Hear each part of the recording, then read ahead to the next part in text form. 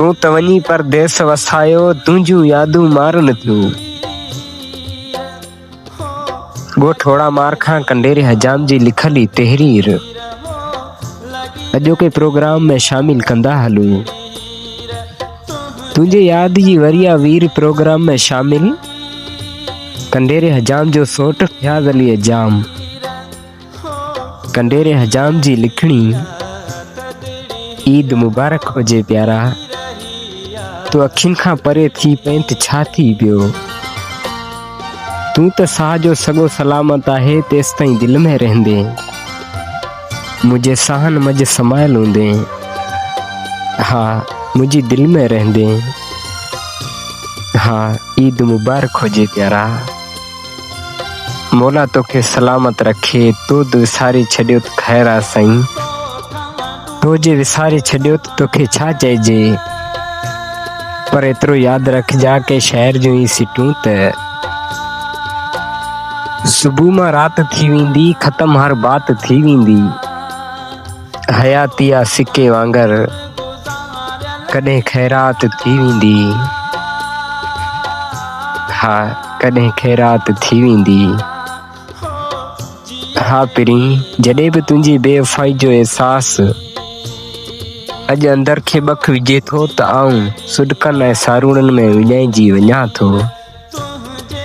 हा पोइ उहो ज़मानो यादि अचे थो जॾहिं तोसां मुंहिंजो नओं नींहुं थियो हो।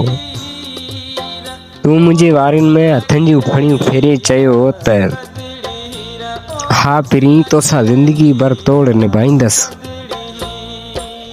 तुंहिंजे उन वाइदनि ऐं वचननि खे पंहिंजे दिलि ऐं अखियुनि में समाए छॾियो हुयो।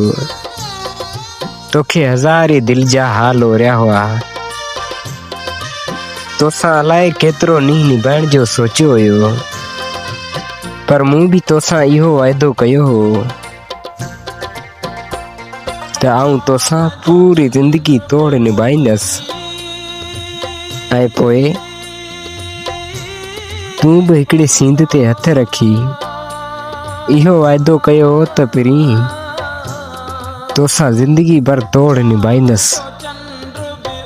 हा पिरी वरी ईद अची वई, पर तूं अलाए किथे आहीं। तुंहिंजा कयल उहे वाइदा उहे वचन अॼु बि यादि ईंदा आहिनि। पोइ बि चऊं था पिरी तोखे ईद मुबारक हुजे। हा पिरी ईद मुबारक हुजे।